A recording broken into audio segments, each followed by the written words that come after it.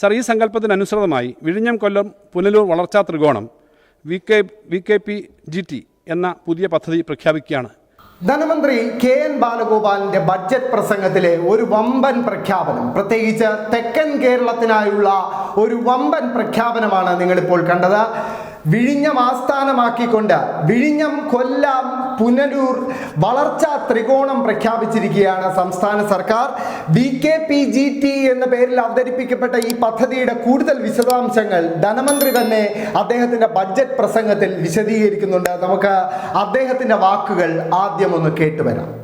Sir, വിഴിഞ്ഞം കൊല്ലം പുനലൂർ വികസന ത്രികോണം ലോകത്തെ പ്രധാന ട്രാൻസ്ഷിപ്മെന്റ് ഹബ് തുറമുഖങ്ങളായ സിംഗപ്പൂർ, റോട്ടർഡാം, ദുബായ് എന്നിവയുടെ മാതൃകയിൽ വിഴിഞ്ഞത്തെ ഒരു ട്രാൻസ്ഷിപ്മെൻറ്റ് കേന്ദ്രത്തിനപ്പുറം ബൃഹത്തായ കയറ്റുമതി ഇറക്കുമതി തുറമുഖമായി മാറ്റുക എന്നുള്ളതാണ് നമ്മുടെ ആത്യന്തിക ലക്ഷ്യം. സർ, ഈ സങ്കല്പത്തിനനുസൃതമായി വിഴിഞ്ഞം കൊല്ലം പുനലൂർ വളർച്ചാ ത്രികോണം VKPGT എന്ന പുതിയ പദ്ധതി പ്രഖ്യാപിക്കുകയാണ്. NH 66, പുതിയ ഗ്രീൻഫീൽഡ് NH 744, നിലവിലുള്ള കൊല്ലം കൊട്ടാരക്കര ചെങ്കോട്ട NH 744, MC റോഡ്, മലയോര തീരദേശ ഹൈവേകൾ, തിരുവനന്തപുരം കൊല്ലം റെയിൽപാത, കൊല്ലം ചെങ്കോട്ട റെയിൽപാത എന്നിങ്ങനെ നമ്മുടെ പ്രധാന ഗതാഗത ഇടനാഴികൾ ശക്തിപ്പെടുത്തുന്നതിന് ഈ പദ്ധതി കാരണമാവും. വികസന ത്രികോണ മേഖലകളുടനീളം വിവിധോദ്ദേശ പാർക്കുകൾ, ഉൽപ്പാദന കേന്ദ്രങ്ങൾ, സംഭരണ സൗകര്യങ്ങൾ, സംസ്കരണ യൂണിറ്റുകൾ, അസംബ്ലിംഗ് യൂണിറ്റുകൾ, കയറ്റിറക്ക് കേന്ദ്രങ്ങൾ എന്നിവ സ്ഥാപിക്കുന്നത് പദ്ധതിയിൽപ്പെടുന്നു. ഇടനാഴിക്ക് സമീപസ്ഥങ്ങളായ പ്രദേശങ്ങളെ തിരഞ്ഞെടുത്ത് പൊതു സ്വകാര്യ SPV മാർഗ്ഗങ്ങളിലൂടെ വികസിപ്പിക്കും. പദ്ധതി നിർവഹണം ഉറപ്പാക്കുന്നതിനായി ഒരു SPV രൂപീകരിച്ച് ഭൂവികസന നിക്ഷേപങ്ങളും ശക്തിപ്പെടുത്തും. നേരിട്ടുള്ള ഭൂമി വാങ്ങലിനായി 1000 കോടി രൂപ കിഫ്ബി വഴി വിനിയോഗിക്കും. സർ, വ്യവസായങ്ങൾ സ്ഥാപിക്കുന്നതിനുള്ള ഭൂമി വാങ്ങുന്നതിനും വിൽക്കുന്നതിനും ലീസ് ചെയ്യുന്നതിനും സഹായിക്കുന്ന click Kerala land bank for industrial corridor development എന്ന ഒരു പോർട്ടൽ ആരംഭിക്കാൻ സർക്കാർ ഉദ്ദേശിക്കുന്നു.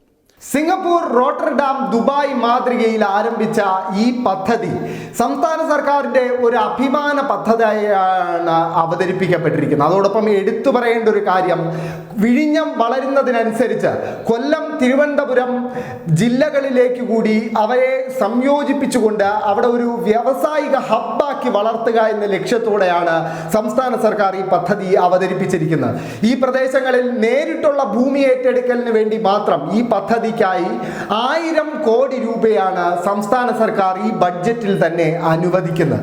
അതോടൊപ്പം എടുത്തു പറയേണ്ട ഒരു കാര്യം, ഈ പ്രദേശങ്ങളിൽ ഭൂമി ഏറ്റെടുക്കുന്നത് പ്രധാനമായും വ്യവസായങ്ങൾ സ്ഥാപിക്കാനായിരിക്കുമെന്ന് സംസ്ഥാന സർക്കാർ വ്യക്തമാക്കുന്നുണ്ട്. അതോടൊപ്പം സംസ്ഥാനത്തെ ഈ മേഖലയിൽ വരുന്ന ഗതാഗത മാർഗങ്ങളിലും കാര്യമായ വികസനം ഉണ്ടാകുമെന്ന് മന്ത്രി വ്യക്തമാക്കുന്നു. അതിൽ ഏറ്റവും പ്രധാനപ്പെട്ടത് NH 66, NH 744, തീരദേശ മലയോര ഹൈവേകൾ, കൊല്ലം തിരുവനന്തപുരം റെയിൽപാത എന്നിവയിൽ ഈ പദ്ധതിയുടെ ഭാഗമായി കാര്യമായ വികസനം ഉണ്ടാവുമെന്ന് മന്ത്രി വ്യക്തമാക്കുന്നു. മന്ത്രിയുടെ ഈ പ്രഖ്യാപനത്തിൻ്റെ ഏറ്റവും വലിയ പ്രത്യേകത, വിഴിഞ്ഞം വളർന്നു വരുന്ന ഒരു ട്രാൻസ്ഷിപ്മെന്റ് ഹബ്ബായി വളരുമ്പോൾ അതിൻ്റെ അനുബന്ധ ജില്ലകളായ തിരുവനന്തപുരം, കൊല്ലം ജില്ലകളിൽ ഒരു വ്യവസായ ഹബ്ബാക്കി അതിനെ മാറ്റാനുള്ള സംസ്ഥാന സർക്കാരിൻ്റെ ലക്ഷ്യമാണ് ഈ പദ്ധതിയിൽ കാണുന്നത്. എന്തായാലും ഈ പദ്ധതിയുടെ കൂടുതൽ വിശദാംശങ്ങളും അതിൻ്റെ മറ്റ് നടത്തിപ്പ് പ്രവർത്തന റിപ്പോർട്ടുകളുമൊക്കെ വരും ദിവസങ്ങളിൽ പുറത്തു വരുമെന്ന് വിശ്വസിക്കാം.